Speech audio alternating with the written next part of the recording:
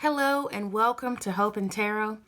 I'm Hope, and in this video I'm going to be going over the general meaning, numerology, element, astrological association, and the archetypes for the Tower Tarot card, including an overview of the images and figures in the African American Tarot deck, as well as the Afro-Brazilian deck. If you want to see more, please like the video and subscribe to the channel. Okay, so on to the meaning of the Tower card, number 16 in the Major Arcana. The Tower card has pretty shocking imagery on most decks that I've seen, including the African American Tarot deck right here. And it's fitting because this card represents spontaneous destruction, a sudden change, an upheaval, or an untimed, unplanned 180-degree turn. Sometimes it's not so much the catastrophic event itself, as much as it is the initial shock and upset we feel internally when something turns out to be the opposite of what we thought or intended. It's that gasp moment when you realize that you were completely wrong about something you just knew to be true. The other cards surrounding the Tower card can be used to help clarify things in terms of the impact and what else is involved in this Tower moment. And I say that because sometimes the Tower can be a really good thing that surprises you. So you really have to dig a little deeper. Based on what I've said, it may not be any surprise to you that this card is associated with the element of fire and Mars. Mars is the planet of fire. So imagine a planet that's already associated with fire and action being set ablaze. That's what the Tower can feel like sometimes. There's also an earthly quality to this card because the fire destroys foundations and architectures, right? In the same sense, the Tower energy may come into your life like a big bang or an explosion that impacts your routines, your sense of stability or security in a particular life area. It can be the toppled temple or the burst of expression. In the Marseille deck, the equivalent of the Tower card is called La Maison Dieu, which directly translates to the house god in English. In that deck, you see two people falling out of a tower that's just been hit with fire from the sky. In more internalized scenarios, I've seen the Tower card come out for an opportunity to change directions, a renovation, a revelation that leads to a much-needed breakup, and even as an indication that someone should consider a career in emergency preparedness or disaster relief. Overall, it's a calling to pay more attention to the earth beneath you and what's in front of you.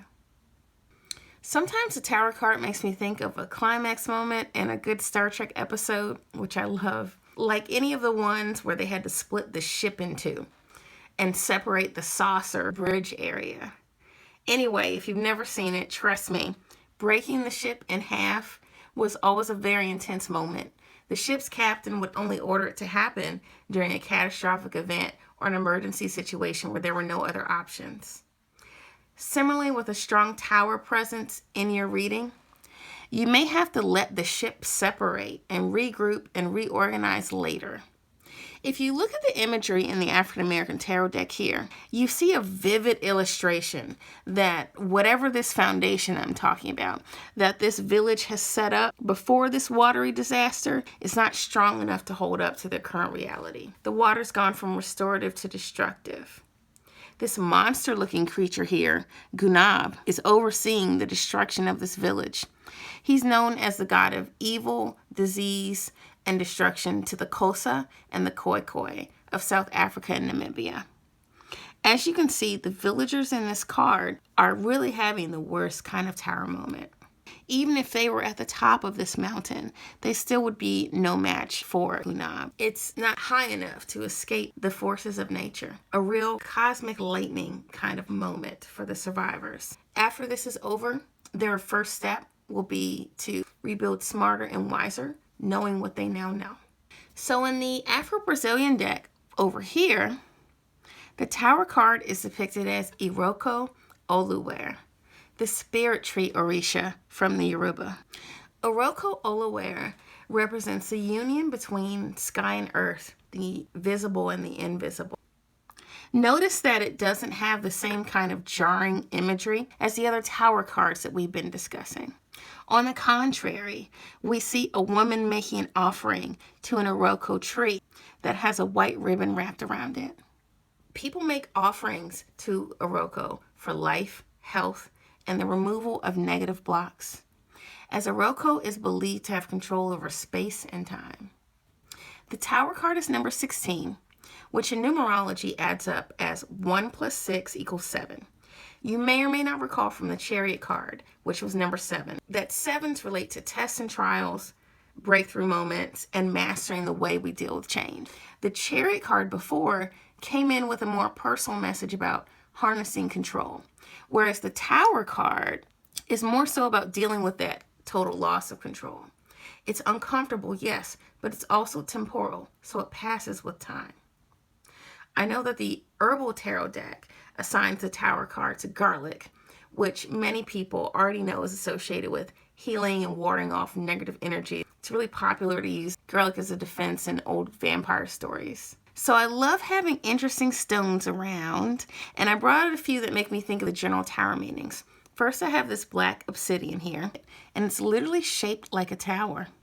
So I thought that would be perfect for representing spiritual cleansing, balancing earth and fire energy, repelling negativity, and promoting healing.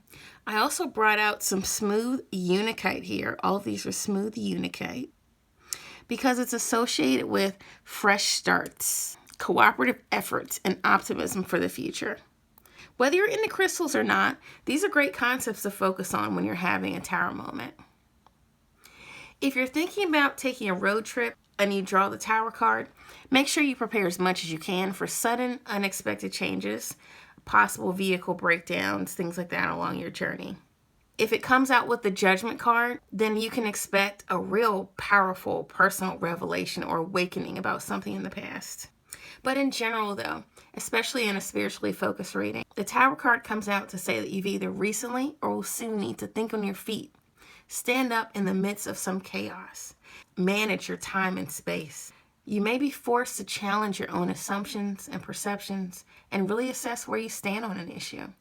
And really, when you think about it, these tower moments sometimes can bring out our sharpest wit and most creative side.